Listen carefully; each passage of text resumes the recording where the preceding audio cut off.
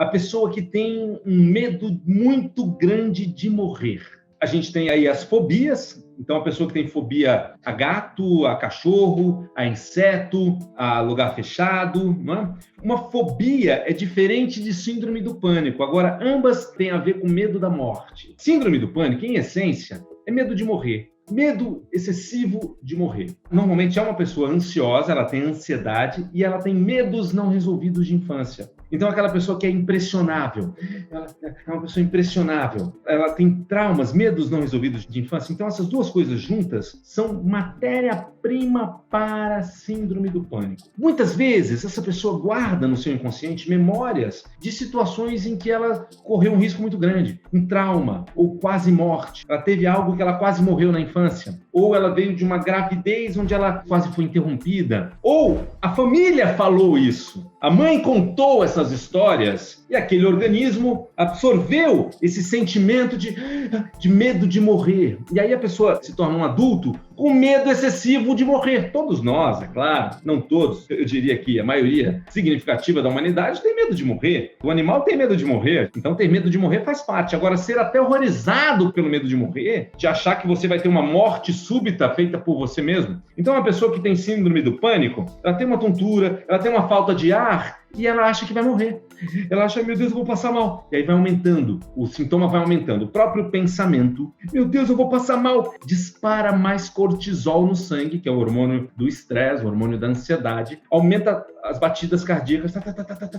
E ela, meu Deus, tá vendo, eu tô passando mal. E aí começa a respirar ofegantemente. Ao respirar ofegantemente, ela tem hiperventilação, hiperoxigenação no sangue. E aí o que acontece? Começa a formigar as extremidades. O próprio pensamento de que vai morrer aumenta o pavor. O pavor dispara uma fisiologia coerente com o pavor e aí vem formigamento, tontura, e aí a pessoa confunde tudo isso com um processo de morte, ela acha que está morrendo. E ao achar que está morrendo, ela entra num pavor, num pânico absoluto de passar extremamente mal, e aí algumas pessoas começam a ficar reclusas porque não tem coragem de sair na rua, com medo de ter crise de pânico, não tem coragem de trabalhar, com medo de ter crise de pânico, e é um processo mental, emocional. Ela vai fazer todos os exames, o médico diz, você não tem nada, isso é um processo psicológico. Então, síndrome do pânico tem a ver com medo de morrer e excesso de ansiedade. A pessoa que tem compulsão alimentar, a pessoa que tem compulsão por compras, é uma ânsia. Eu tenho uma ânsia por compras, eu tenho uma ânsia por doce. Ela está almoçando pensando na sobremesa. Ela tomou o café da manhã, mas já está pensando no almoço, na ânsia da comida. A pessoa que tem ânsia por drogas, a pessoa que tem ânsia por álcool, por jogo, ânsia por sexo. É uma ânsia, uma ansiedade por aquilo. Então, essa ansiedade compulsiva tem uma boa notícia. A maioria das pessoas que tem ansiedade compulsiva acha que não tem solução. Acha que a única solução é medicação, e não é. Existem duas formas de você resolver. Ou você troca o objeto de compulsão. Por exemplo, você tem compulsão por compras, então agora começa a malhar 2 horas por dia. Então, você desenvolvendo uma compulsão por atividade física,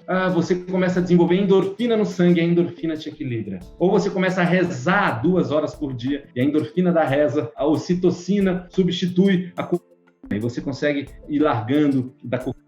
Só que você vai acabar ficando dependente de algo. Tem gente que se não fizer atividade física fica mal, se não conseguir rezar fica mal. Então a questão é, por baixo existe um sentimento de falta, um buraco, um vazio emocional que o sistema corpo-mente da pessoa aprendeu a preencher com carboidrato, com o doce. O doce vira glicose no sangue, o carboidrato também, tudo vira glicose. A glicose libera serotonina e a serotonina traz uma felicidade, uma paz. Então a pessoa tem um buraco, um vazio emocional, uma ansiedade, uma angústia, e aí ela supre, ela usa a comida como remédio, ela usa a atividade física como remédio, ela usa o jogo como remédio. Se ela não jogar, ela não se equilibra, não se alivia. O sexo, tem gente que não consegue dormir sem sexo. Sexo é uma coisa maravilhosa, atividade física é uma coisa maravilhosa, espiritualização é uma coisa maravilhosa, faz bem. Agora, se você ficar 1-2 dias sem meditar, você fica mal. Se você ficar 1-2 dias sem fazer sexo, você fica desequilibrado emocionalmente, isso é evidência de estrutura de vício. Existe uma estrutura emocional de vício, um buraco, um vazio, e aquela prática, ela está substituindo algo que faltou. Normalmente a gente está falando com questões mal resolvidas de infância, tá bom? Falta de pai, falta de mãe no coração. É o filho que sentiu a falta do pai porque o pai foi embora, ou porque o pai não estava presente em espírito, ele estava de corpo. A criança pedia atenção e não tinha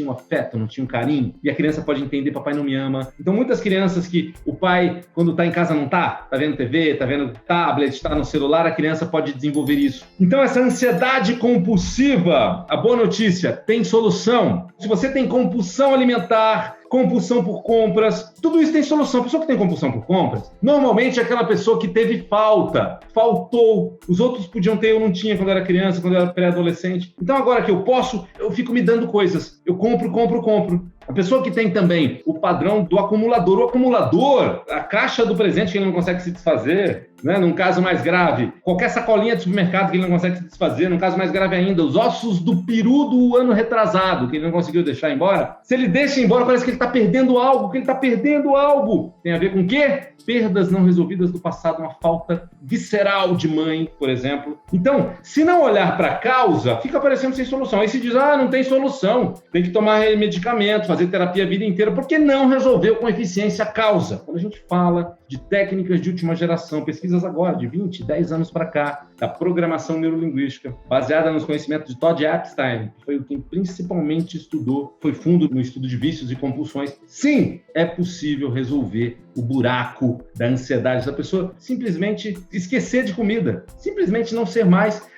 ansiosa e fissurada na comida, no doce, na droga, enfim.